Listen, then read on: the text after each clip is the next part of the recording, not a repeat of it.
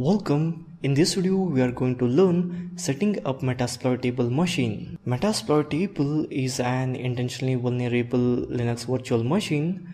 This virtual machine can be used to conduct security training, test security tools, and practice common penetration testing techniques. Let's open a browser and search Metasploit table to download. Click on sourceforge.net link. You can select any link like Rapid, GitHub and so on. I'll go for sourceforge.net.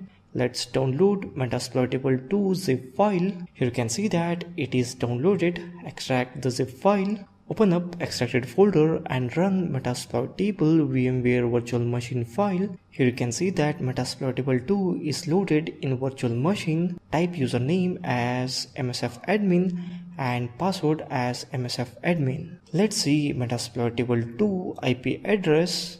Its IP address is 192.168.154.246. By changing from NAT to bridge, opens the VMware and network up to potential attacks. To maintain a safe network, you could skip this process of NAT to bridge and only use the host only network. So that's it in this video on setting up Metasploit table vulnerable machine. Thank you for watching this video.